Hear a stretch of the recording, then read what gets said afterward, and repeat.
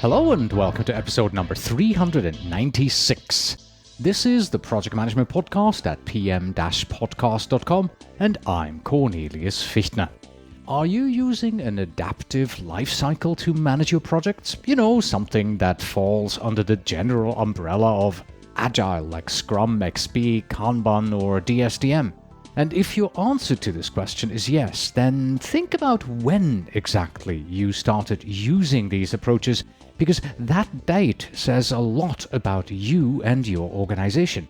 If you started 20 or more years ago, then you can consider yourself to be an innovator. But if you started just recently, you are a laggard. And just in case you're wondering, I would put myself somewhere in the middle with the early majority. If you are a project manager who wants to become PMI-ACP certified, then the easiest way to do so is with our sister podcast, the Agile Prepcast, and get your certification training for the exam by watching the in-depth exam prep video training from agileprepcast.com. But no matter when you started your journey into Agile, it might be interesting to know how many of us out there are actually using Agile on their projects. And according to Joseph Flahiv, there are more than you would think. How many more? He doesn't have an exact number, but then again, nobody really knows how many waterfall-based projects there are either.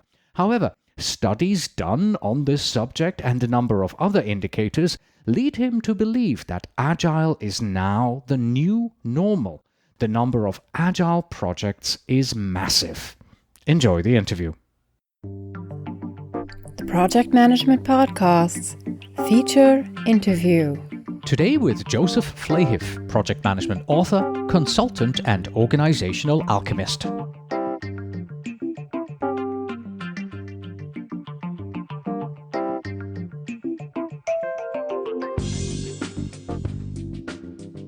Hello, Joseph, and welcome back to the podcast.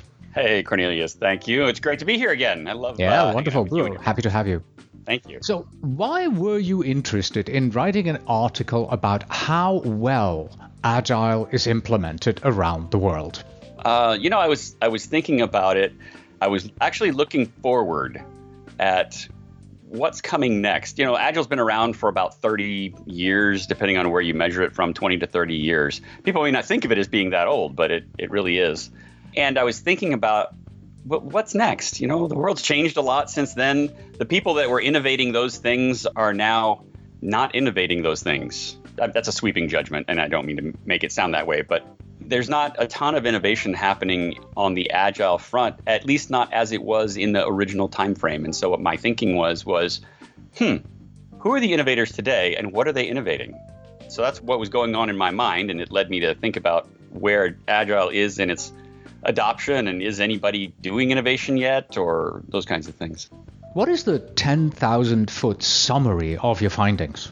So from about 10,000 feet, you could see that it's pretty clear that at least 50% of organizations, of IT organizations out there, have adopted some form or semblance of Agile practices or are being Agile, or they self-proclaim that. All right. And just for our metric users, 10,000 feet is about 3,048 meters. Why is this finding important for our listeners, for our project management listeners? Well, it's important because, 50% is half of the people out there in the world. That means that a lot of folks are already using Agile practices, and just about anywhere. Flip a coin. If you take a new job, 50-50 chance that those people at the new place have adopted some form of Agile or are going to soon.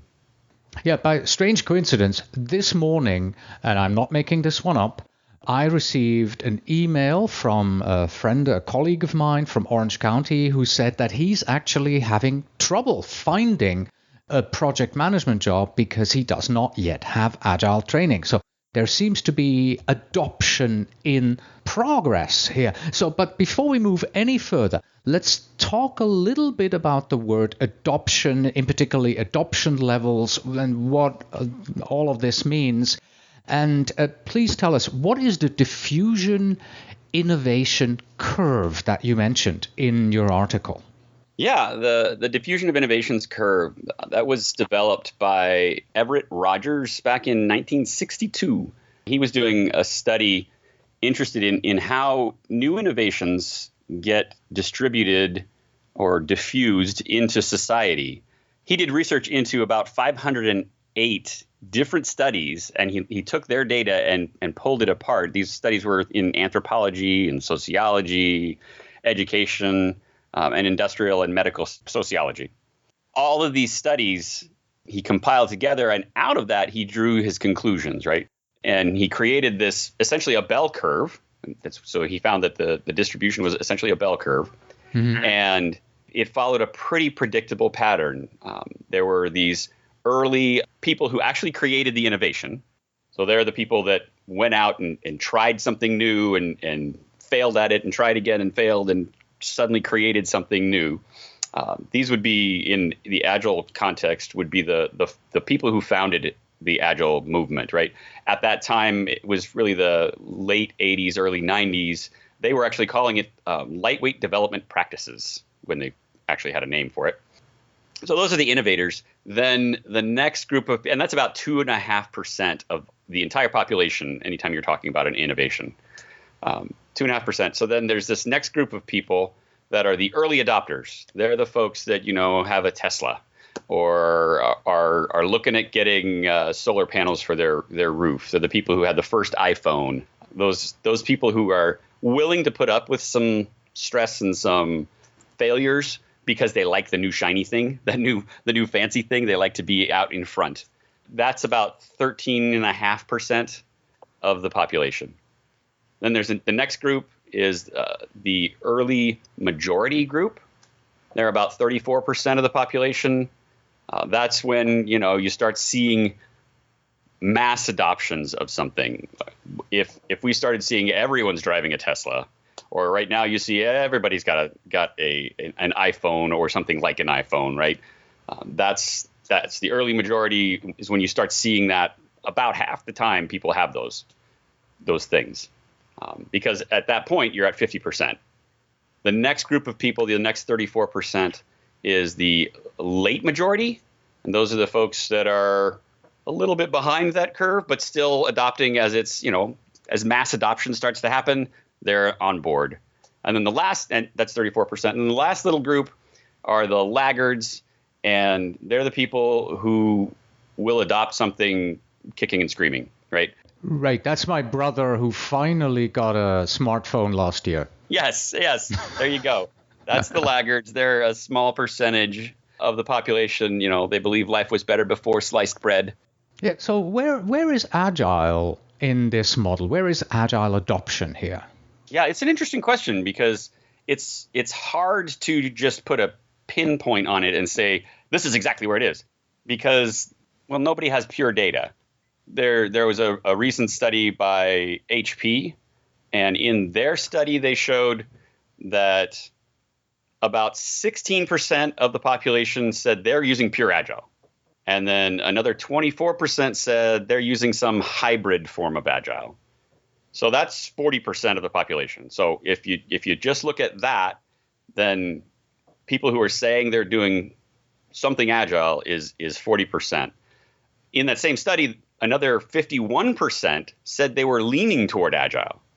So if you take all of that together, that's 91%. That leaves you 9% left over there's 2% that's pure waterfall and 17% that are lean more toward waterfall. Yeah, okay. So this study, that's just one data point that we've got, right? And then in your article, you list a few more. So let's take a look at those. You grouped them under nice headings there. So let's take a look at these headings. The first heading is Agile Adoption Curve. Underdogs, no more. What do you mean by that? For most of the past 30 years, the Agile community has kind of fought an underdog fight. I've been one of us, have taken the approach that we have something really good and we want to share it with you, right? Please listen to us. We know that most of people, use a sequential or waterfall model, but there's this other thing that we could do, and it's better, and it can get you more speed and greater predictability and adaptability as you're deploying things like software, right? It's been an underdog fight, right? We've been the one that no one expected really to win. I remember back in the early 90s, early 2000s, going to Global Congress and things like that, where people would still say, oh, Agile's a fad. It's not going to stick around. That's just a fluke. And then after a while, it got, oh, you know what? Maybe it's sticking around. Well, now we're seeing that it's starting to be the tidal wave, right? It's being the majority, not the minority. So from that perspective, when should a company think about adopting Agile? When is now a good time? Well, I mean, seriously, though, if you think about it, it all depends on your context and your organization. So, I'm a good consultant and say the answer is it depends. But the right answer is sooner rather than later. If you consider your organization to be a late majority or a laggard, then you're right in the pocket. If you consider that your company tends to be more of an early majority kind of organization, you're late. You're late coming to the table if you aren't using Agile approaches right now. So now is the good time to do it, and if not now, then very soon now. Unless you're a laggard, then it'll be a year or two before you have to think about it. But like your friend who messaged you this morning, it's getting harder and harder to find jobs when you don't have Agile experience. Really, truly seems like it. Yes. All right, that was Agile Adoption Curve, Underdogs No More, a first section there in your article. We're moving on to the next one there, training IT and business managers in Agile. So we're still talking about Agile adoption. How does knowing how training IT and business managers in Agile is happening help me to understand how Agile is being adopted? Well, when you look at where we are in that Agile adoption, and if you take the data that we looked at the one study by HP that said, well, we're either 50 or 91% adopted. There's other studies that show 50+% or 90% as well. And when you're starting to look at that deep of adoption, you need to look at making Agile normal, right? It's not just, it's not a special thing necessarily anymore. It becomes part of just, this is how we work. When it's not the unique underdog, right? Everyone is starting to use Agile practices, so everyone needs to be looking at how does it impact me? And so as a manager, you need to be thinking about how it impacts you. And that is because as a manager, you're responsible for professional development of the people who report to you, right? And if your person that reports to you needs to learn a new coding language or they need more interpersonal skills, the first thing they're going to do is they're going to come and talk with you as a manager and get some advice and some coaching, maybe some mentoring. And right now, the way the models are set up in organizations that have adopted Agile, the first place people go when they have questions about agility is to an Agile coach. Well, that's kind of broken because the manager should be the first person that you go to for those kinds of things. So as a manager, you need to be learning those new skills of how do I coach my people in Agile? How do I mentor them with an Agile perspective? So that's my thinking around, what do managers need for training? They need training in how to be a better coach. You yourself, you're a consultant and coach in Agile. Basically means that suddenly the managers are taking over your role. What does that mean for you? How have you or will you change the approach that you take, how you interact with your customers personally? Oh, absolutely. My focus has shifted in the past 2 years from training and coaching teams and team members to focusing on helping managers, right? Working with the managers and helping them train and coach their teams. This is radically different, right? From the perspective of being a coach consultant, you're no longer being the person who's in there affecting the team, working one-on-one and right, seeing your hand in the work and seeing them succeed because of what you've said or done. You're now influencing the manager who is influencing the team. So you have to be okay with not being the person getting credit. If you're doing a great job as a manager coach, then no one will know you did anything. We're still looking at various pieces of evidence here that show how well Agile is being adopted. They're no longer underdogs, and the managers have to start knowing Agile as well. The last piece of evidence that you discuss in your article is titled Agile as the New Normal, and a call to action as well here. Please tell us about this new normal. Yeah. Oh, it's sort of what I was saying just a minute ago about how the managers need to be that core that supports agility. And we're going to see, I think, in the coming days, because so many organizations have adopted agility, that the way how many times you come in contact with a consultant or a coach is going to be reducing over time. So the call to action for coaches or consultants is you need to change the way you do everything. You need to be looking at, how you get customers is going to be different. There's going to be dramatically increased competition for customers because there's fewer of them, right? As we're coming down the backside of that adoption curve, there'll be fewer companies based on the diffusion curve. So there's going to be more competition. And those people who are buying are going to be wanting to see price competition. So they want to get it cheap. The other thing you'll see a lot of is consolidation, right? You'll see consulting agency buying a small mom and pop shop, and then that consulting agency being consumed by a larger shop. Literally saw that this past 6 months. Saw a small mid-size agency be purchased by a larger agency, and the larger agency was purchased by one of the big conglomerates, consulting companies. It happens a lot when you're coming down that backside because the small companies can't compete with the high volume, low margin, large companies.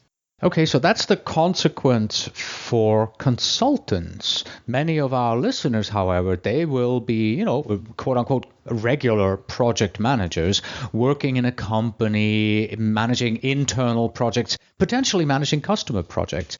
What is the consequence for them, for those who are not consultants? Yeah, no, absolutely. The role becomes a different role than it is in traditional project management. In traditional project management, it's more figuring out what needs to happen and then driving the project plan. I did it for many, many years. We've probably, most of your listeners have done that. But the role in an Agile project is different. You need to learn how to be Agile, how to plan for Agile work, how to forecast, and how to leverage the empirical nature of the data that's available. In Agile work, the metrics that come to you are actually better than the ones that we had in our traditional waterfall projects. We're able to actually do better predictions and forecasting of where we are and when things are going to get done than we were with our old ways of doing it. But you have to understand what are those metrics and how do you use them. The other thing that changes is your leadership style and your culture that you create on a project. I'm a firm believer that a project manager is a leader, and that project manager can heavily influence the culture of the project that happens. So you need to be understanding what kind of culture you're creating and influence that in the positive way that enhances agility, not one that reduces the agility. So you're going to be sharing and practicing things like proximal decision making. We did a podcast on proximal decision making a while back, and you need to be practicing that, right? You need to be working on building teamwork and collaboration in the organization, helping people learn how to collaborate. We think that you get a group of people together and they just collaborate because they're a group of people and they're together. It takes more than that. And that's a skill that project managers can learn and can help the teams succeed by helping them learn to collaborate. You need to be servant leaders, right? Supportive servant leaders, helping the teams, serving them and helping them get the work done, respecting their expertise, that they're the experts in what they do, you're the expert in what you do. So delegating decision-making, all these aspects of agile leadership, there's a big need for project managers to learn that and understand how agile leadership is different than a more traditional leadership model. Just to be absolutely clear, you are not advocating for agile exclusivity here, right? Because there are still places where waterfall is a good approach, but you can enhance it with agile. Absolutely, yeah. Agile methods, like the technical, I look at agile organizations being 4 facets. There's technical practices, which is how you do your work. There's business processes, which is how work and information flows within your organization. There's organizational culture, and then there's the leadership approach or leadership models. And the technical practices and business processes, they don't necessarily apply everywhere. Some pieces of work don't need to be nimble, right? You need to be nimble when there's requirements change or technology change, which is a requirements change, that happen at a regularly fast basis, right? If you can deliver faster than the changes that are occurring in your business/technical context, then you don't need to do anything different, right? The time when you need to be practicing being nimble, being agile, is when changes happen faster than you can keep up. If changes are happening faster than you can keep up, then you need to start adopting practices that help you keep up. It's just that simple. Now, that's the technical practices, business processes. The leadership models and the organizational culture that support agility, that make it possible, they're actually applicable anywhere.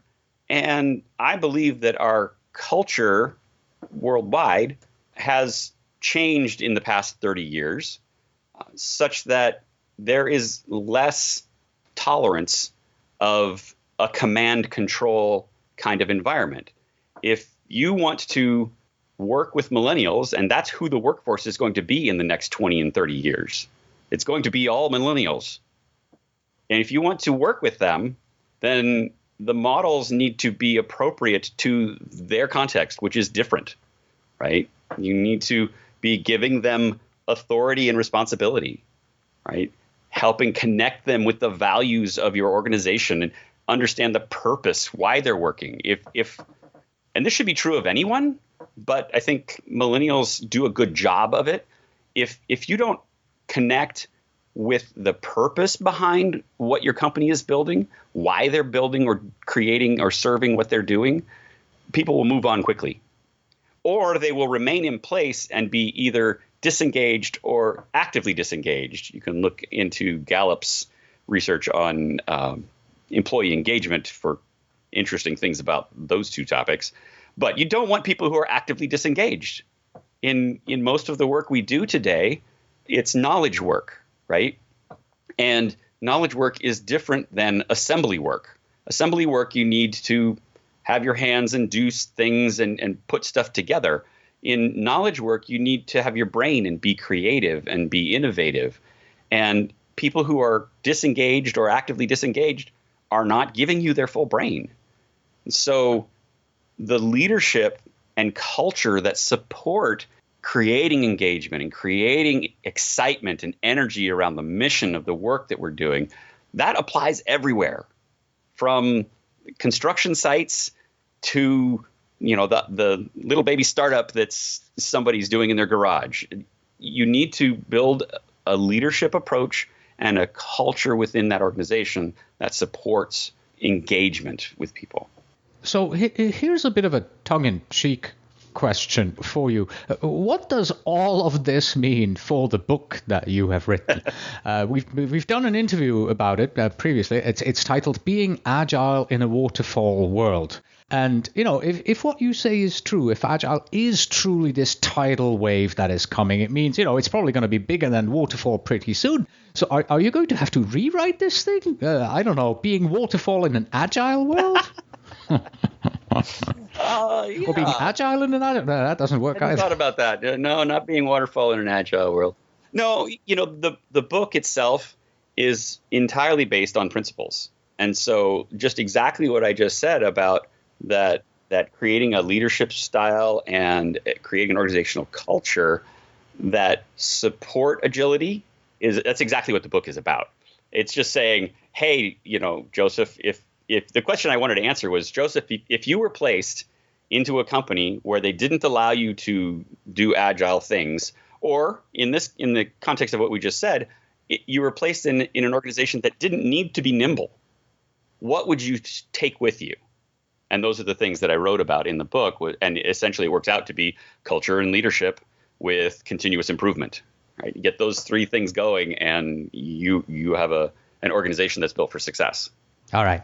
To close, I have a two-part question for you because some of our listeners, they may not yet have been exposed to Agile. I mean, they're still the laggards, right, on their own projects. So first, how do they get Agile training? And I bet you're going to tell them to buy a book. And second, how can they apply Agile principles on their waterfall project? Yes, buy my book. That would be buy my book. Yeah, being agile in the waterfall world, right? That makes sense. Yeah. Okay. What else? But seriously, that is a great way to apply. Yeah. Learn how to apply agile practices on a waterfall project. Right. Or definitely listen to the interview that we did on your book. See whether you think it works for you, and then go out and buy your book. Okay, got that covered. The other, if you're looking for agile training, where should I start? Just go to YouTube. Everything's on YouTube. Now, you might get some bad stuff on YouTube, so look at the ratings and that kind of thing, because sometimes there's people spouting stuff that's not quite so accurate. You could come watch my YouTube channel. But PMI has lots of training. Look for those kinds of things. There's all the Scrum training out there that you can get, Certified Scrum Master training, CSPO, Certified Scrum Product Owner training. Those kinds of things would be all great training for you to have. Again, PMI has online conferences as well as in-person kinds of conferences, so you can find training that way. And I have a comprehensive Agile training library on my website, so you're welcome to come and join that Agile training library that I have. What's your website? Where can people find this? It's at www.whitewaterprojects.com. And I'll make sure we put that link in the show notes here for this episode on the pm-podcast.com website, so people can find it. Great. Wonderful. Joseph, thank you so much for discussing with us today how well Agile is already adopted and what that means for us project managers. We all appreciate it. It's my pleasure. Thanks for having me. And that was our Agile adoption interview with Joseph Flahiv. And that's it. Thank you very much for listening. As always, you can find us on the web at pm-podcast.com. Please send your emails to info@pm-podcast.com. And when you write, please do tell me where in the world you are writing from. And finally, we have this.